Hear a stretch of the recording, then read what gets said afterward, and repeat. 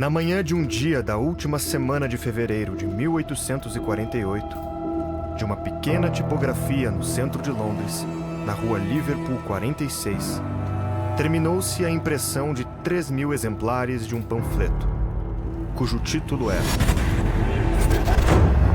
Manifesto do Partido Comunista, sem indicação de autores.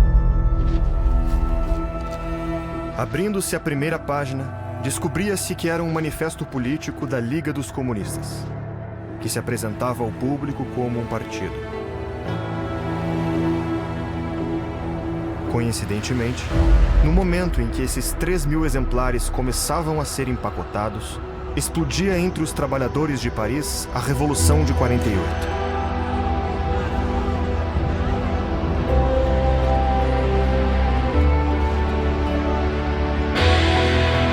O futuro daquela Europa em chamas não seria o mesmo depois daquele panfleto que, para muitos, mudou a história da humanidade.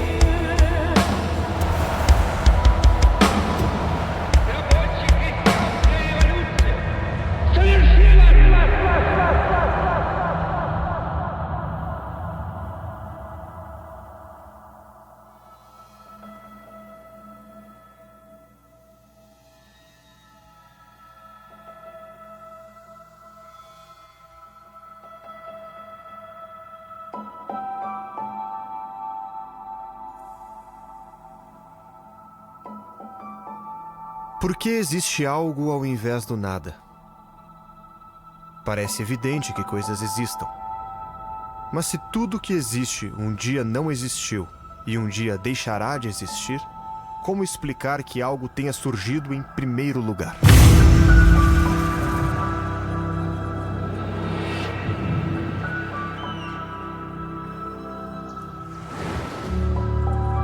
Não foram poucos os filósofos que tentaram responder a essa pergunta. Por muito tempo, a resposta vencedora foi aquela que se apoiou na existência de um Criador. Se tudo o que enxergamos no mundo tem uma origem, não é possível que isso tenha surgido a partir do nada. Assim, é preciso que exista uma causa primeira, aquela que não foi causada por nada, mas que é a fonte de todas as causas, um Criador. Mas essa resposta leva a outro problema. Se toda a realidade é obra de um Criador, este precisa ser infinitamente perfeito, pois dele veio tudo aquilo que existe ou existiu. Mas se o Criador é perfeito, por que a sua criação é imperfeita? Dito de outra maneira, por que existe o mal?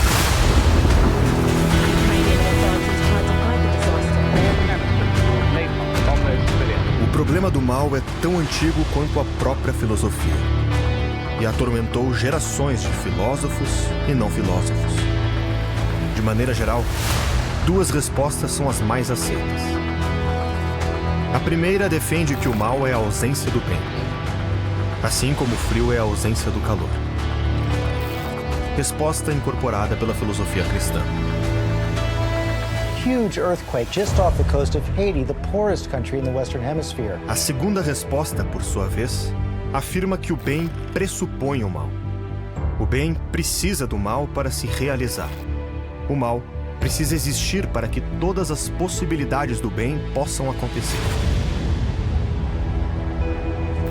Como em uma revolução, onde os revoltosos se insurgem contra o status quo para transformar o mundo em um lugar melhor. Assim, o bem se realiza através do mal e através da história.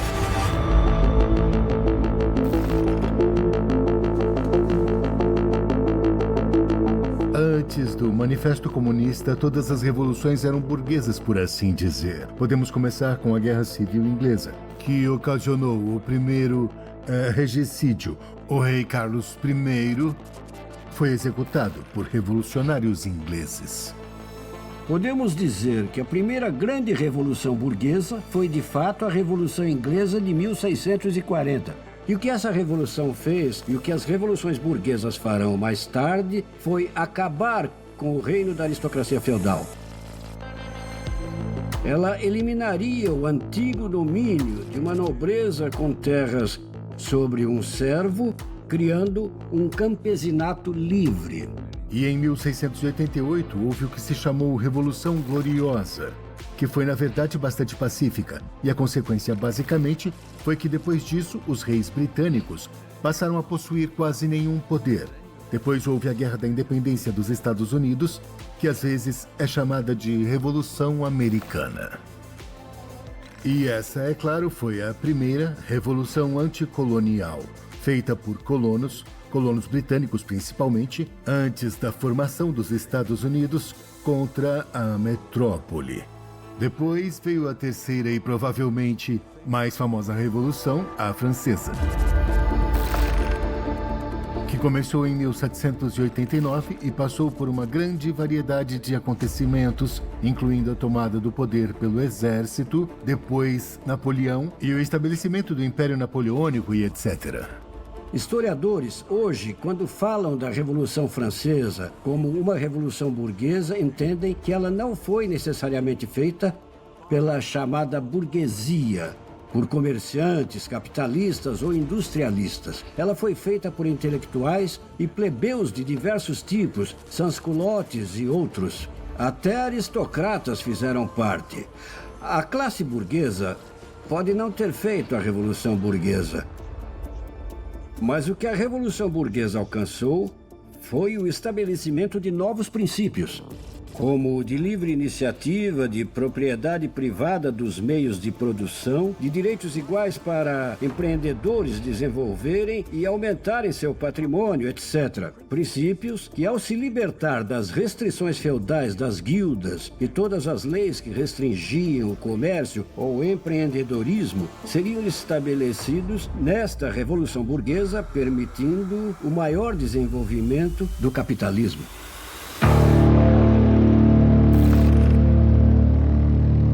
E então veio a Revolução Industrial. A chamada ciência.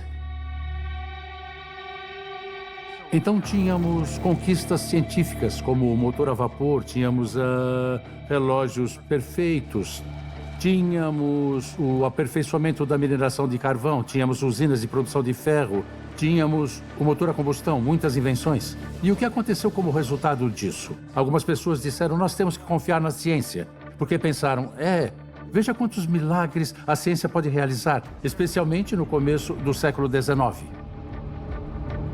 As mudanças que vieram com o mundo capitalista afetaram os trabalhadores das fábricas como nenhum outro. A primeira metade do século XIX é cheia de revoltas proletárias, lideradas por diversos grupos do movimento operário para protestar contra suas péssimas condições de trabalho. Nestes grupos, havia os que se denominavam reformistas, pois defendiam que o capitalismo deveria ser reformado para que se tornasse mais justo com os trabalhadores. E do outro lado, estavam os que se denominavam comunistas, aqueles que pretendiam corrigir os males do capitalismo através de uma radical transformação social e econômica. As condições da classe trabalhadora eram simplesmente miseráveis, terríveis, apavorantes. É um capitalismo impiedoso, de tal nível que, em certo ponto, o Tory mais famoso, ou conservador britânico, Benjamin Disraeli, que viria a ser o político favorito da Rainha Vitória, o primeiro-ministro judeu da Inglaterra, escreveu uma carta para a Rainha Vitória. Eu não me lembro exatamente, mas ele disse que se alguma coisa não fosse feita em termos de reformas sociais, as condições eram tão terríveis que então não seria possível evitar uma revolução. As condições, no geral, estavam se movendo em direção a mais e mais ativismo da classe trabalhadora. À medida que a indústria se desenvolvia, surgiam trabalhadores industriais. Saímos de coisas como rebeliões ou oposição ao confisco de pão, enfim, e começaram a ocorrer greves desses trabalhadores industriais. Então houve uma mudança de certos tipos de resistência, como a quebra de máquinas ou coisa assim, para algo mais organizado pelo proletariado industrial, que foram as greves. Então, esse movimento dos trabalhadores, no meio e no fim do século XIX, já estava se organizando em sindicatos, em partidos social-democratas, trabalhistas, em formas mais organizadas. E a lei já estava legalizando em parte, não totalmente, sua capacidade de formar sindicatos e fazer greves para aumentar seus salários, diminuir jornadas e assim por diante.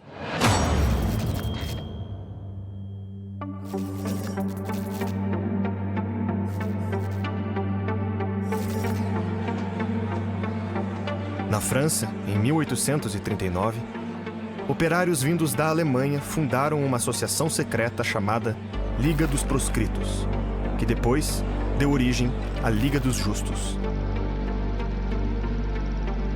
A Liga garantia a autoproteção de seus membros e participava de conspirações para derrubar governos e estados. Havia inúmeros movimentos radicais na Europa, lutando contra essa nova sociedade que chamamos de sociedade burguesa ou sociedade capitalista que estava surgindo. E eles formaram pequenos grupos. Entre eles, havia um chamado Liga dos Justos. E também havia o Comitê de Correspondência Comunista e outros que surgiram. E eles tinham ideias e militavam muito. Algumas dessas sociedades achavam os jovens Marx e Engels muito comedidos, porque eles diziam ser necessário esperar a burguesia e o capitalismo se desenvolverem. E então havia discussões entre Marx e Engels, que estavam desenvolvendo suas próprias ideias com sociedades mais antigas, como a Liga dos Justos.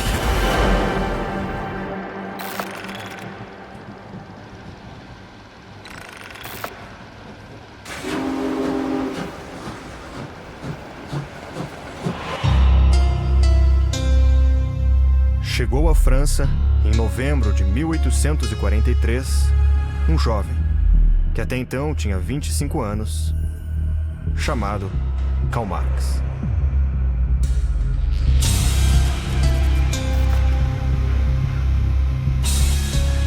Esse jovem, quando começa a se informar sobre o movimento operário francês, descobre o comunismo, escrevendo sobre o assunto em suas cartas e artigos.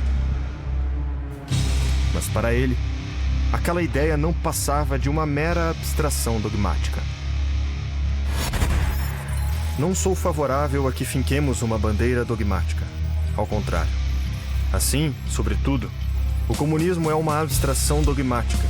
E não tenho em mente algum comunismo imaginário ou possível, mas o comunismo realmente existente. Este comunismo é, ele próprio, apenas um fenômeno particular do princípio humanista.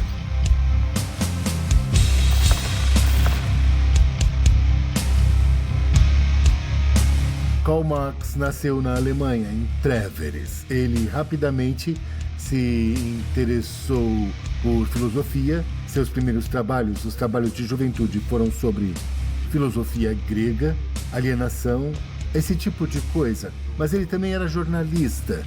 Ele tinha o seu próprio jornal. Karl Marx foi tudo que você pode imaginar: historiador, filósofo, sociólogo, economista, ativista, revolucionário. Ele também foi pai, marido e amante de outras pessoas, além de sua esposa. Muitas coisas diferentes juntas. Ele nasceu em uma família burguesa. O pai dele era advogado. E ele estudou e obteve doutorado em filosofia. Ele era um estudioso, não pessoalmente, mas fazia parte de um grupo de jovens hegelianos que eram influenciados pelas ideias e filosofia de Georg Wilhelm Friedrich Hegel, um dos filósofos mais importantes na história da humanidade, e da ideia da dialética. Marx vai para Paris justamente para dar continuidade aos seus estudos sobre Hegel. Seu desejo de compreender melhor as grandes questões da filosofia o levou a se interessar pela dialética hegeliana.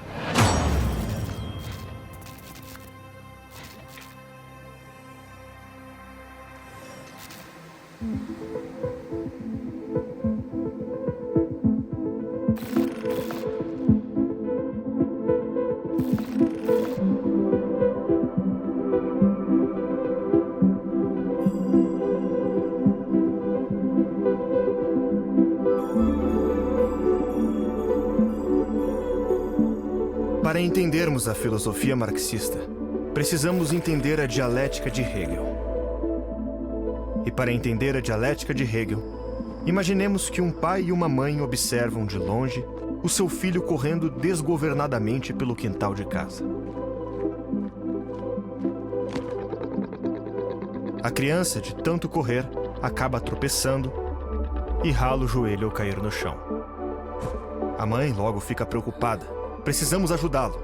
Mas o pai responde: acalme-se, está tudo bem. É através desse joelho ralado que o nosso filho irá aprender, amadurecer e se tornar uma pessoa melhor. Por mais misteriosa que pareça, a dialética para os gregos, e sobretudo para Platão e Aristóteles, ela tem originalmente a ver com a realidade de duas pessoas que dialogam entre si. É a confrontação entre ideias opostas, sem que a princípio se tenha uma conclusão, que estavam tentando entrar em acordo, que estavam tentando descobrir alguma verdade nova. Agora, a dialética para Hegel, ela não exclui esse sentido grego, mas ela expande o sentido da dialética grega para o domínio da história. Então, Hegel ele vai entender não só que o pensamento humano, por meio da filosofia, funciona de maneira dialética, mas não só. Ele vai entender que a própria história funciona de maneira dialética.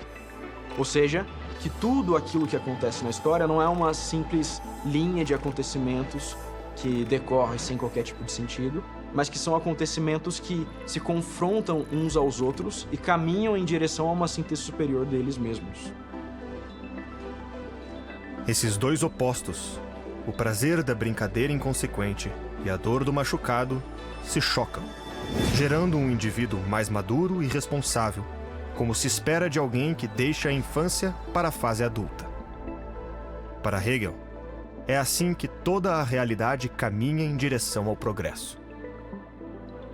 O movimento ao qual Hegel pertence é chamado de idealismo alemão, pelo fato de que Hegel pensava toda a existência da matéria, do mundo, de tudo quanto existe, como sendo manifestação de um espírito ideal, de uma ideia, que seria o próprio Deus, de uma ideia com I maiúsculo, da mente divina. Existe o Deus absoluto e primordial antes da criação do mundo, e por fim, existe a história, que é a manifestação concreta de Deus na Terra. A história é uma parte de Deus. E daí surge toda a dialética da história do Hegel. Então, quando você entende a dialética da história assim, você compreende que a passagem por vários momentos de erro, de caos e de mal, portanto, vão dar num momento posterior que depois vai ser o próprio bem. Marx foi fortemente influenciado pela filosofia de Hegel, mas formula uma dialética que vira a hegeliana do avesso. Hegel era um idealista, pois acreditava que o mundo vinha de uma ideia original, ou seja, de Deus. Karl Marx era um materialista, portanto não acreditava em um criador, e muito menos que o mundo obedecia às vontades de um espírito. Muito pelo contrário. A matéria, aquilo que podemos enxergar, tocar e experimentar através dos nossos sentidos, é tudo o que existe na realidade. Se Hegel já entendia a história funcionando de maneira dialética, mas como manifestação do espírito absoluto, Marx vai continuar entendendo a história de maneira dialética, mas como funcionando só no domínio da pura matéria. E aí ele vai entender, então, como sendo a dialética da história o que se chama de luta de classes.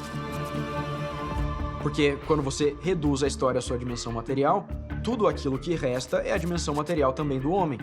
E a dimensão material da sociedade são as suas classes sociais e econômicas. Então, o motor da história deixa de ser o motor do espírito que se manifesta a si mesmo ao longo do tempo e passa a ser a luta de classes que vai fazendo com que a história se movimente desde o seu princípio até o seu final, a fim de que um dia essa dialética acabe. Para Hegel, a dialética acabaria. Para Hegel, o espírito absoluto, como é ele que se manifesta na história, ele dirige a história para um determinado fim, ao qual ela vai chegar inevitavelmente.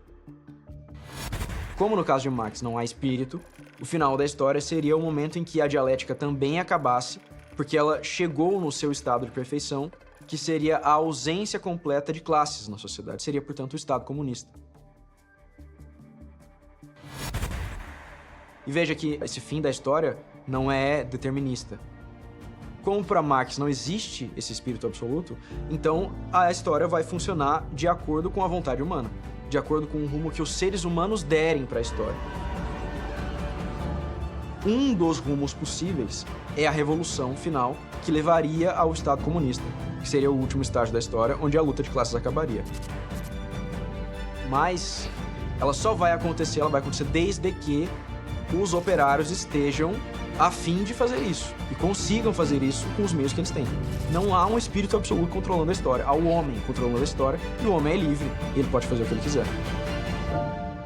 Se eles não estiverem a fim de fazer isso, se eles quiserem fazer outra coisa que nada tem a ver com isso, o Estado comunista não vai acontecer, simplesmente. Ele pode, assim como não pode acontecer.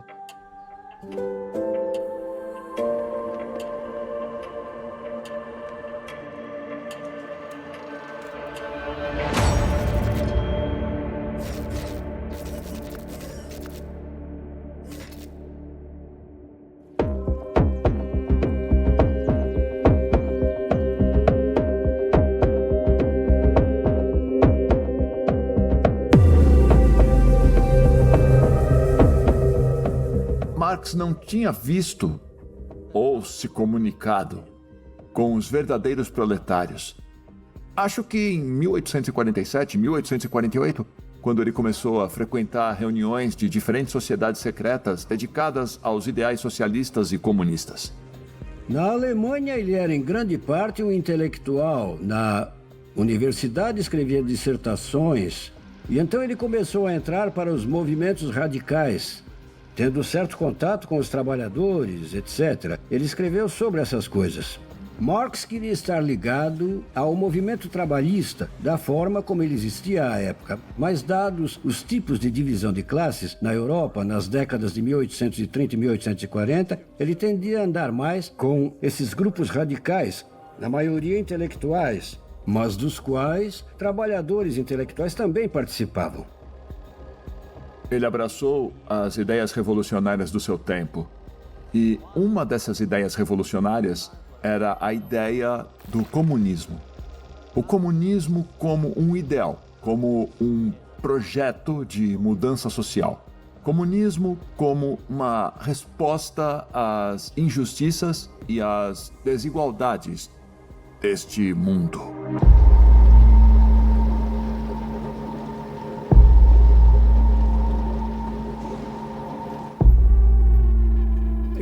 Claro, se você observar toda a trajetória da vida de Marx, se considerarmos os 50 ou 60 volumes de textos e correspondências que ele produziu, veremos mudanças em Marx, em suas visões. Às vezes ele tendia a ser mais reformista, pensando ser possível, de alguma forma, usar o próprio sistema para derrubá-lo. Mas mais frequentemente, ele tendia a considerar mais essa ideia muito inflexível de que, no fim das contas, tem que haver uma organização dos trabalhadores. Eles têm que ter consciência de que não podem ser totalmente livres, verdadeiramente emancipados sob o capitalismo, e eles têm que derrubá-lo, provavelmente através de uma revolução violenta. Você teria de comparecer a um dos encontros dos trabalhadores franceses para apreciar seu puro frescor. A nobreza que é irradiada por estes homens exauridos pelo trabalho. É entre os bárbaros da nossa sociedade civilizada que a história está preparando a emancipação da humanidade.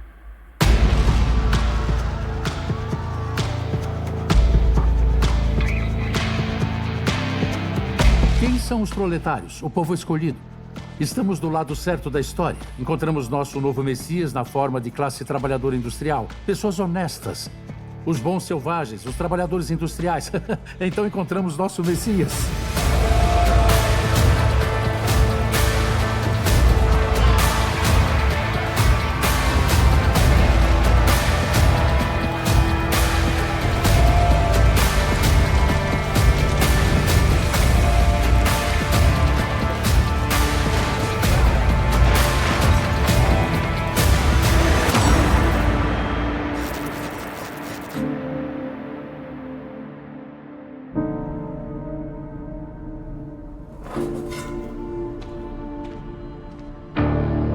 Olhando para as péssimas condições de trabalho do operariado francês, Marx formula sua teoria do valor-trabalho, alegando que não poderia existir capitalismo se não houvesse a exploração dos trabalhadores. A teoria do valor-trabalho é uma teoria que tenta estabelecer que o capitalista vive dos ganhos extras do trabalho do proletariado. Pode-se argumentar que o empreendedor também está trabalhando, afinal, ele está montando uma empresa e etc. Mas o que Marx dizia é que sim, se o empreendedor está trabalhando, então ele merece um salário. Mas o verdadeiro capitalista ganha mais do que o que ele ganharia como salário. Na verdade, um capitalista poderia contratar um gerente para administrar a empresa e ficar em casa vivendo feliz com a mais-valia obtida. Seu inimigo fundamental, na verdade, se seguirmos o desenvolvimento dele desde muito cedo na vida, quando ele realmente não tinha ainda muita experiência, era a divisão do trabalho. Ele era fundamentalmente um homem que pensava que a divisão do trabalho afastou o homem dos produtos do seu próprio trabalho. Eu colocaria desta forma: a teoria econômica de Marx é uma teoria de exploração. E a palavra exploração não é simplesmente um termo econômico, é um termo moral. Significa que algumas pessoas recebem benefícios de outras, benefícios que elas não necessariamente alcançam ou merecem. A teoria de Marx é que os trabalhadores não detêm os meios de produção. Eles possuem apenas sua própria força de trabalho e são forçadas no capitalismo a vender essa força de trabalho para um capitalista que detém os meios de produção. Uma das coisas mais fascinantes sobre a análise do capitalismo de Marx é que o capitalismo é um sistema dinâmico. Ele muda constantemente, o que faz de alguns mais pobres, outros mais ricos, destrói alguns e impulsiona outros. Marx, de fato, utiliza esse modelo para descrever a sociedade. Negação através do oposto e contraditório. Burguesia e proletariado. Para uma classe prosperar, a outra tem que desaparecer. Como os opostos na dualidade hegeliana. É a luta de classes, unidade e contradição. A negação da negação. Para Marx, essa é realmente uma relação de exploração. Para Marx, o objetivo do socialismo ou do comunismo eventualmente seria que o trabalhador recebesse sua produção completa. Que eles conseguissem obter tudo o que produzem em um sistema justo. Teríamos que descobrir como isso seria feito, ao invés de ter alguém que detém os meios de produção recebendo a maior parte. Para Marx, a exploração não estava ligada à boa vontade ou má vontade, boa fé ou má fé dos capitalistas.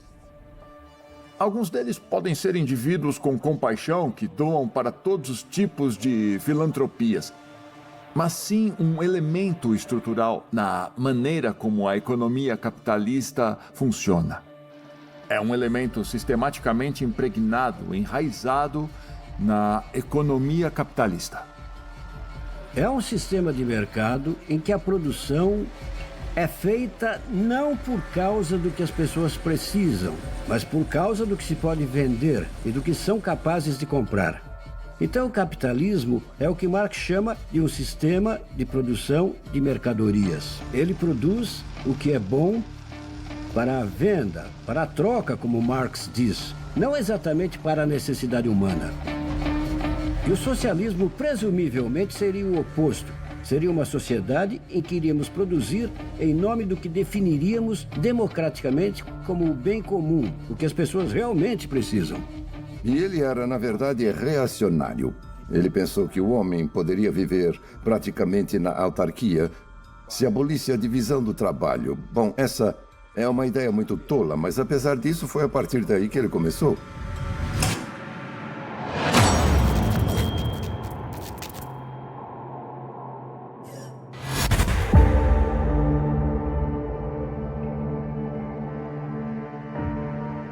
Agora, um comunista, Marx recebe um artigo assinado por outro jovem, Friedrich Engels.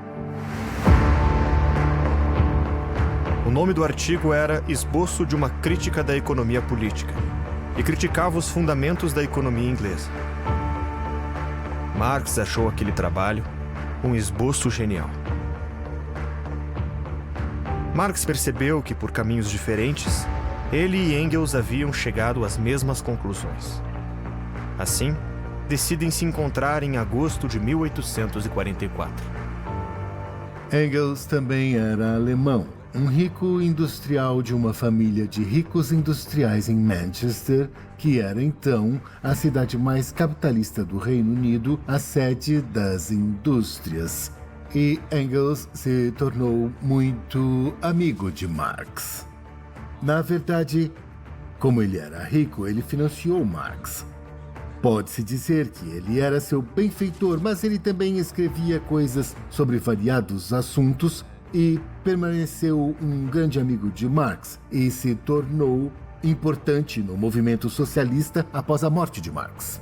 Na verdade, alguns trabalhos que levam o nome de Marx foram escritos por Friedrich Engels. Há uma biografia de Engels que se chama O General de Marx. Então, ele fez todas essas coisas. Suas ideias não eram absolutamente iguais às de Marx, mas eram derivadas das ideias de Marx. Engels vinha de um contexto diferente. Ele era rico. Seu pai era um industrialista. Ele trazia uma certa experiência de ver e conviver com trabalhadores e fábricas. E Marx trazia seus entendimentos econômicos e filosóficos mais teóricos. A colaboração entre eles foi essencial para o marxismo se desenvolver.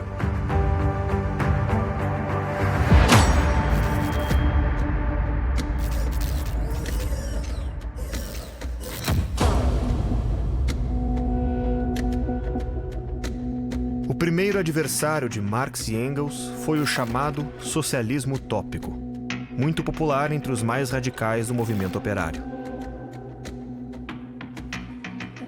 Para Marx, patrões e empregados eram e sempre seriam inimigos. Essa luta só terminaria quando os próprios trabalhadores se revoltassem, de uma vez por todas, contra a ordem estabelecida pois sua exploração já vinha se tornando cada vez mais insuportável e intolerável. Mas havia outras opiniões. Alguns intelectuais, apelando para sentimentos humanitários e cristãos, achavam que poderiam convencer os donos das fábricas a melhorar a vida dos trabalhadores e até mesmo dividir seus ganhos em uma futura sociedade pautada pela fraternidade entre os homens. Isso é muito interessante. Marx e Engels entraram em cena e disseram: somos parecidos com eles. Wilhelm Weitling, Auguste Comte, Saint-Simon, Robert Owen, mas eles não são tão científicos. Então nós somos os cientistas. Conhecemos a verdadeira ciência. Eles queriam planejar de cima para baixo. Era uma boa ideia, mas eles não sabiam como. E eles tinham ideias socialistas desenvolvidas após a Revolução Francesa, principalmente nas décadas de 1820 e 30. Essas ideias que se denominavam socialistas. Mas eles são o que Marx chamava de socialistas utópicos. Ou seja, eles tinham projetos e modelos e iriam criar sociedades perfeitas, sociedades comunitárias. Eles eram muito pacíficos. Eles acreditavam numa mudança gradual. Isso não funciona.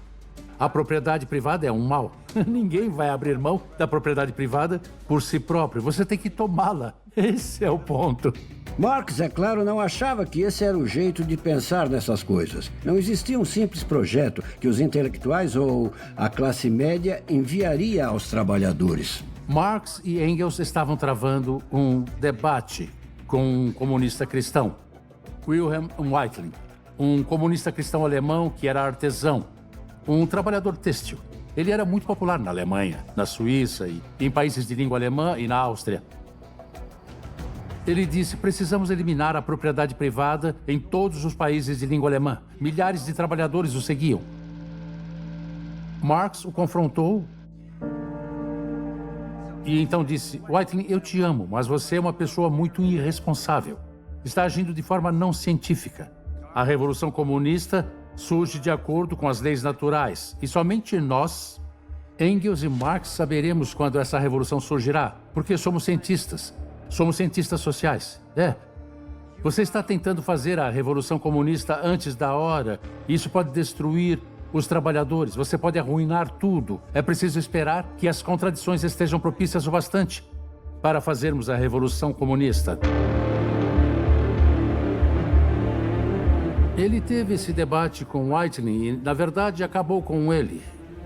Muitas pessoas lá assistindo concordaram com Marx porque ele tinha um argumento muito poderoso. Havia algumas dezenas de ativistas comunistas assistindo ao debate e disseram: sim, Marx descobriu as novas leis, E Marx o expulsou. Wilhelm Weitling e Marx se enfrentaram em um congresso da Liga dos Justos, que recentemente havia recrutado Marx e Engels. Os dois já tinham se tornado uma dupla muito conhecida, graças à publicação de vários artigos e polêmicas nos jornais da época. Em 1847, na cidade de Londres, a Liga realizou um grande debate para elaborar um novo programa para os justos. Com a vitória das ideias de Marx, a Liga muda de nome e passa a se chamar Liga dos Comunistas, encarregando Marx e Engels de elaborar o seu programa. Era necessário definir quem somos, o que queremos e o que vamos fazer.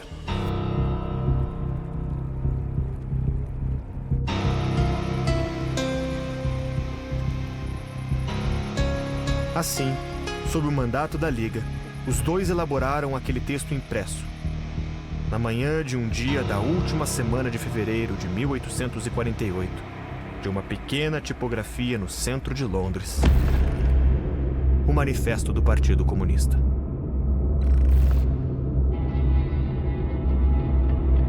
O manifesto apresenta a Liga dos Comunistas, mas mais do que isso, é uma convocação.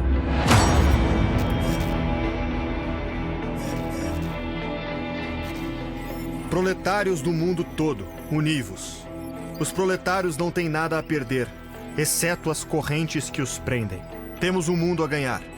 A burguesia está produzindo seus próprios coveiros. Sua queda e a vitória do proletariado são inevitáveis.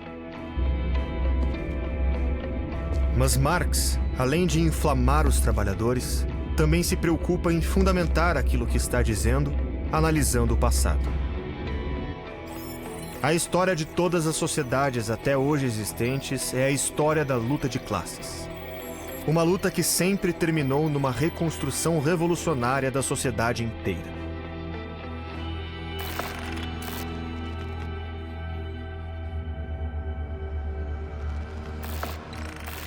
O Manifesto Comunista ainda é um dos livretos mais importantes que existem, porque foi escrito por Karl Marx e Friedrich Engels, esses dois camaradas que eram, naquela época, revolucionários na Europa para um pequeno grupo revolucionário.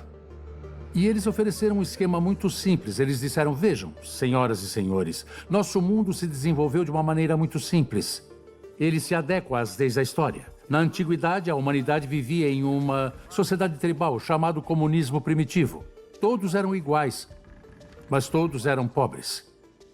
Em algum momento, a sociedade mudou. Um grupo de pessoas começou a explorar outro grupo de pessoas. E é aí que temos uma nova fase, a escravidão. Era para ser assim, era ruim, mas era um mal inevitável. Porque na escravidão, através da fase da escravidão, historicamente, a sociedade humana criou riqueza. E funcionou por um tempo, mas depois essa fase esgotou seu potencial progressivo. E gradualmente ela mudou para uma nova fase socioeconômica chamada feudalismo. E tivemos duas novas classes. Ao invés de escravos e donos de escravos, surgiram novas classes, duas classes mais avançadas, senhores feudais e os camponeses. E funcionou por um tempo. E mais riqueza material foi criada.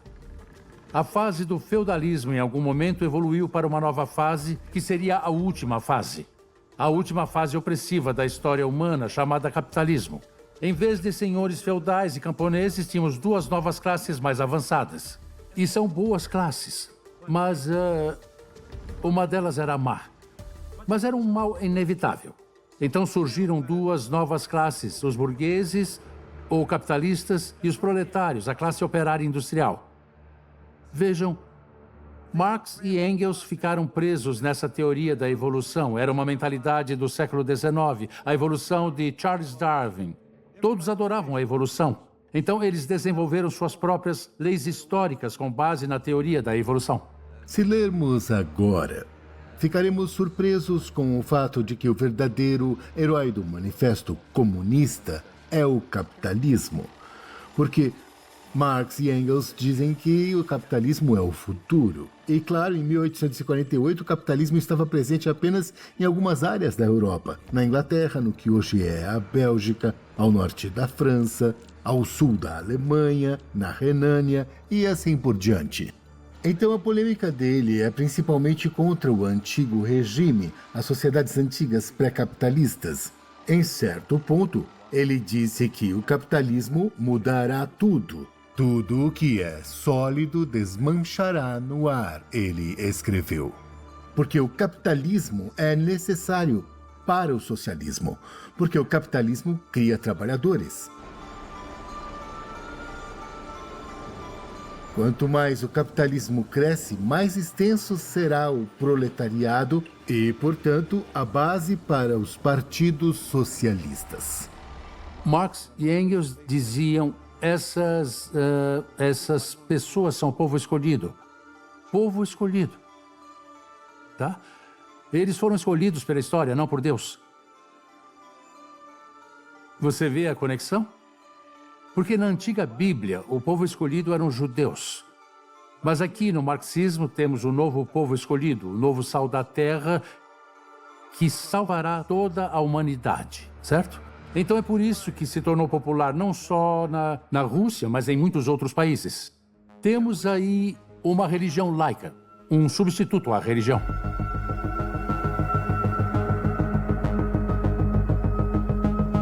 E isso é muito importante nesse sentido, porque expressa, antes de tudo, que uma transição revolucionária está ocorrendo no mundo e indica um tipo de um argumento histórico sobre a trajetória da história humana. É um dos textos retóricos mais incitantes da história da humanidade. É um chamado para a revolução, é um chamado para a justiça, um chamado para se restaurar a felicidade da existência humana. Irmãos e irmãs, rebelem-se e nós destruiremos o capitalismo, eliminaremos as propriedades privadas. Nós construiremos um paraíso na Terra. Sabe, há algo nesse livro e em muitos dos textos de Marx que costuma ser ignorado. Eu diria que há uma certa poesia nele. O livro é bastante inspirador. Digo, milhões de pessoas no último século e meio leram esse livro e foram inspiradas por ele. Eu diria que sou uma dessas pessoas. Ele promete uma saída de uma forma de existência humana exploradora e degradante, que é o capitalismo. E promete algo melhor do que isso. Se as pessoas entenderem como o sistema funciona, se entenderem seu próprio poder humano e se ao menos desejarem ir além dessa relação particular entre os que têm e os que não têm, para tentarem criar algo mais igualitário, mais justo, que distribua melhor a riqueza do mundo e assim por diante, eu diria que o poder daquele livro não está apenas na teoria e em suas instruções do que devemos fazer, mas também em sua poesia e suas aspirações e inspirações. Certamente o marxismo é muitas coisas porque nunca houve um consenso sobre o que Marx realmente disse e o que ele queria dizer. No entanto, no geral, ele pensava que uma revolução seria inevitável por conta do desenvolvimento do capitalismo e que depois da revolução as classes sociais seriam abolidas, assim como eventualmente todas as formas de governo. E o governo seria substituído de maneira simples por uma administração feita pelo bem de todos.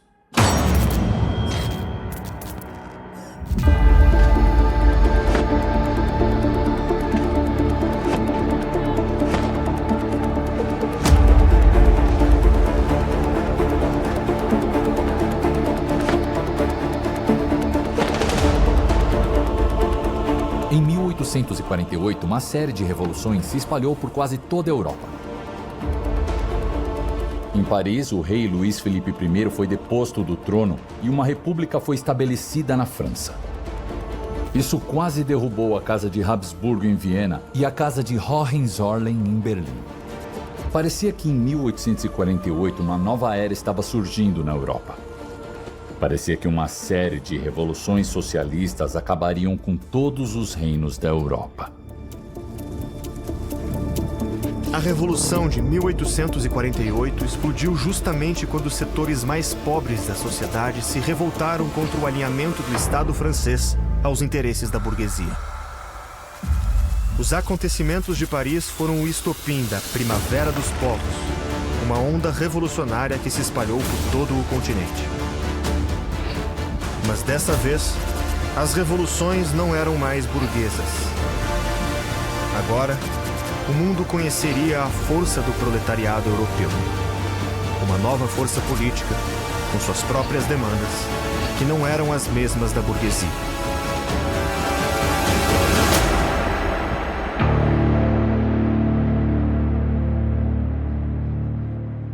Uma das pessoas que esperava que essa revolução fosse bem-sucedida era Karl Marx. Ele escrevia para jornais e fazia comentários sobre o que estava ocorrendo. Mas o que Marx pensou foi que tudo estava se encaminhando para uma inevitável revolução final, depois da qual essas insatisfações, que dão espaço a revoluções, protestos e outras manifestações da insatisfação humana, desapareceriam, porque tudo estaria bem.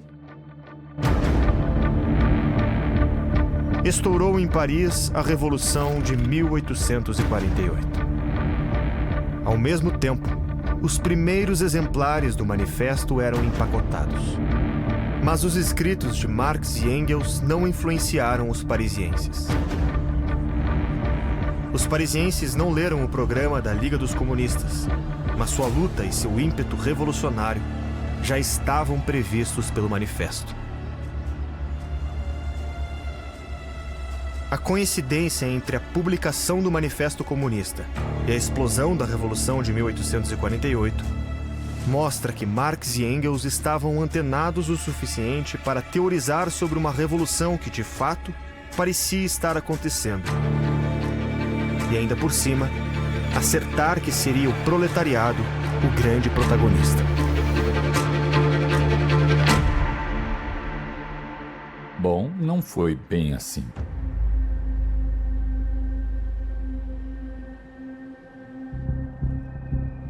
Na França, em Paris, por exemplo, apesar da queda do rei, foram realizadas eleições que resultaram na vitória de Luiz Napoleão Bonaparte, sobrinho do imperador Napoleão. Ele venceu e declarou um império autoritário ditatorial que perdurou por 20 anos. A Casa de Habsburgo conseguiu se restabelecer, a de Hohenzollern também. Obviamente, isso é relevante para o que aconteceu posteriormente na história do comunismo. No fim, os efeitos da Revolução de 1848 foram de criar a possibilidade de uma revolução. Isso inspirou Marx a desenvolver sua visão e ideias que viriam a compor o marxismo. A história de todas as sociedades até hoje existentes é a história da luta de classes. Uma luta que sempre terminou numa reconstrução revolucionária da sociedade inteira, ou na ruína de ambas as classes em luta.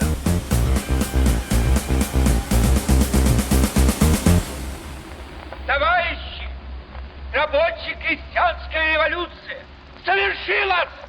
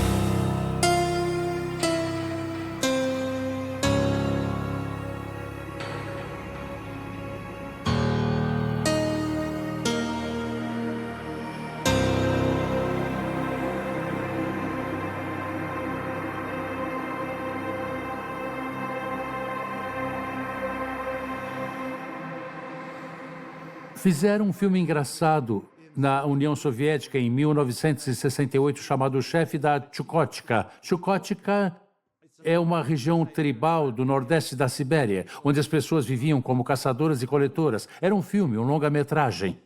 O personagem era um jovem bolchevique que foi esquecido nessa região do Ártico, tá? Todos se esqueceram dele, mas ele queria fazer uma revolução comunista nessa região tribal. E, de repente, um comerciante americano aparece e diz que quer comprar peles das tribos locais. E ele diz, não permitimos comerciantes americanos, eu sou o chefe da Chukotka, sou um comissário. Então ele toma conta desse comércio de peles e ganha $1 milhão. Essa é a trama do filme. E, em um momento, ele dorme e acaba sonhando, tá? Eu tenho $1 milhão, o que posso fazer? Vamos construir fábricas, vamos criar usinas têxteis. E amanhã o povo das tribos vai se tornar proletariado. Por que não? Eu sou um comissário, mas assumi o poder. E depois vamos fazer desse povo tribal, vamos transformá-los em proletariados e assim vão pensar como proletários. Haverá máquinas no Estilo steampunk, metais, sabe? Esse era o ideal do marxismo tradicional. Máquinas, trabalhadores musculosos. Nos sonhos dele, esse povo tribal se transforma em trabalhadores musculosos, sabe? Trabalhando com máquinas. Então, é um filme bizarro, zombando nos últimos anos daquele império, zombando desse comissário que tomou o poder, como os maoístas. Nós vamos criar o topo e a base subirá